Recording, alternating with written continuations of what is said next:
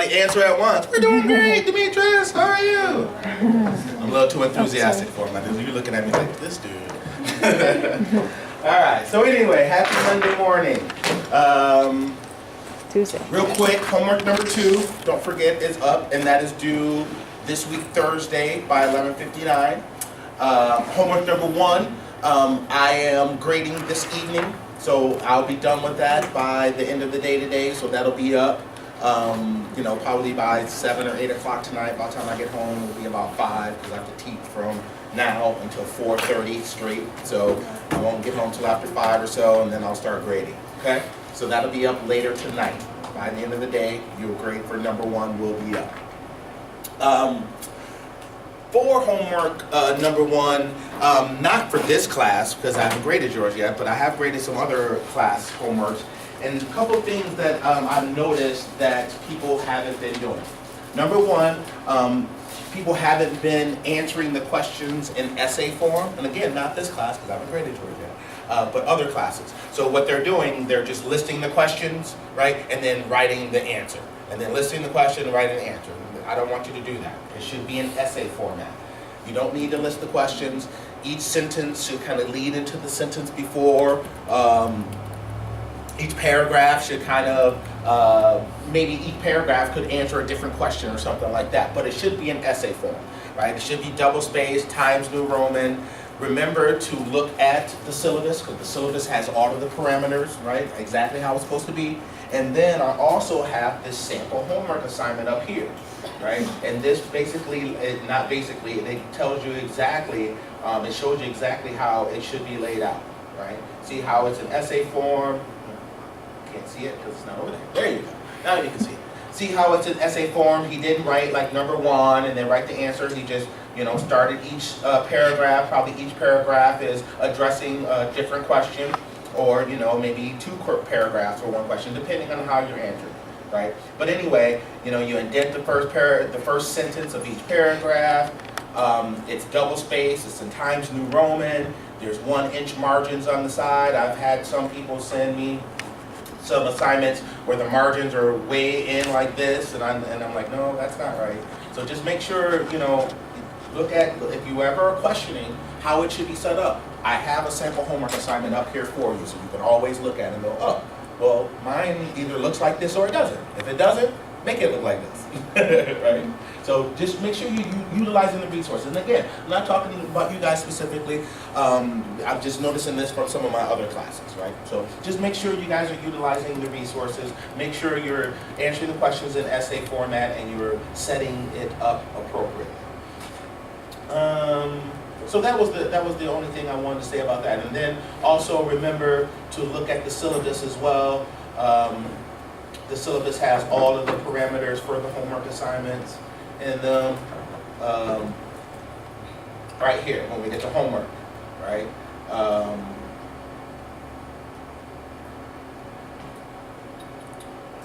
Right here where it says projects, assignments, general information. All written work should be in general APA style, meaning type, double space, 1-inch margins, 12-point font, Times New Roman.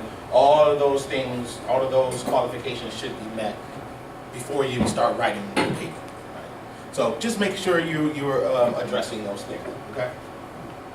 Is there anything else I want to talk about? Let me ask you guys real quick before I go any further. Are there any questions, any concerns? Anybody have any problems uploading the homework or accessing the reading or anything like that once again? No? Okay. All right. So, for homework number 2, it may seem a little vague to you what exactly I want, so I'm going to explain that. Okay, so we're gonna be talking about organizational structure, right? That's what we were talking about last week, but we're also this week talking about human resources, right? So think about that also while you're answering these particular questions, right? When you go to this, click on this link, the Jobs at Apple link. When it pops up, there it goes. Go to this part right here where it says Get Started, okay? And you click on that, and that's when this page will open up. And then this is like 1 through 20 of 600 plus job openings at Apple. Okay, so I want you to just go through here, click on some of these different jobs and see what the job summary is, what are the qualifications, what are the description, you know, all these additional requirements, things, what type of employee are they looking for, right? And how is this describing the kind of culture that Apple has, right? And what type of employee are they looking for to fit in with the culture at Apple? Right? So that's why I'm having you do this. Does that make sense? Okay, good. Because I know it was kind of vague, and actually Lori came to my office today and she asked, and I was like, oh, I guess I could explain that a little bit better. So I hope that answers it, right? So just look at some of those, look at the different jobs and the different summaries and the qualifications and things like that they're asking. And then based on the lecture from last week and also the reading, right, because you all did the reading, answer the questions, right? So what elements of culture, as discussed in Chapter 2, are in evidence on this Jobs at Apple webpage? So when you're reading those different descriptions and all that, they're telling you what type of culture they have at Apple, or in this particular, that particular department that they're advertising the job, right? Maybe one is marketing, maybe another one is in finance, right? And you may have different cultures depending on the different department that you have within Apple. So, you know, but overall, you know, what type of culture is discussed? What elements of culture can you see in the job advertisements at Apple? And then based on your review of the webpage, what type of culture does Apple communicate to prospective employees? And then how do you know? What type of organizational structure would you expect Apple to have, right? Does the webpage give you any clues to the structure of the organizational structure? And then what is your preference for the type of culture and organizational structure in your future career, right? So then talk a little bit about what you would like in your future job, right? What type of culture do you want to work in? What type of organization do you want to work for? You know, and things of that nature. Okay? That makes sense? All right. Cool. So then that's homework number 2, and then also homework number 3 is up, and that's going to be due next week Thursday. All right, so not this week Thursday. Homework 2 is due this week Thursday. Next week Thursday, homework 3 will be due. And this particular homework is going to be dealing with human resources. In Chapter 3, we're going to be talking about communication, and also the human resources department of an organization, and all of the different hats, or all the different things that the human resources department does, right? What techniques are used by companies to select their employees? We're going to talk about that, and then talk about it in the reading. What are differences between training employees and mentoring employees? How are evaluations of employees conducted? As I do the lecture and with the reading, you should be able to answer these questions, not a problem. Okay? And again, that's due next week Thursday by 11:59 p.m. Okay? All right, cool. So also, before I get going, before we get further in, I want you to see there's some links here at the bottom of the page here. What I want you guys to do is follow these links. This first one is the EEOC, right, and its definitions of harassment. So I think that's this one right here. Right, so if you click on that link, it's the U.S. Equal Employment Opportunity Commission, right, to make sure people aren't discriminated against, companies aren't discriminated against people in their hiring practices and things of that nature. And then this particular website just looks at what discrimination is according to the federal government, right? What is harassment, according to the federal government, okay? The next link here would be the BOLI sexual harassment definitions, right? You follow that link, and it just basically has some questions and some different answers and examples of what sexual harassment is, right? Because the Human Resource Department, they deal with this kind of stuff, right? They hire people, they fire people. When people have complaints, they go to the Human Resources. So the Human Resources has, you know, a lot of different functions that it performs within an organization. So, and this is one of them, right? So I just basically want you to go and review those 2 websites. The next link here is an actual article. So you follow that link, and it'll take you to this article right here. Right? Pro cheerleaders say groping and sexual harassment are part of the job. Right? So I want you guys to read this article and what they're talking about in the article, what are the issues that the cheerleaders are bringing up, what's going on, and then again be prepared to talk about those in groups on Thursday.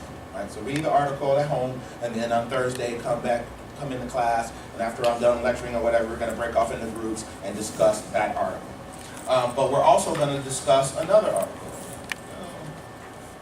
Follow this link right here, James Damore Part 2. So if you remember last week, James Damore, he was the guy at Google that got fired for his political 12 page political manifesto on diversity, right?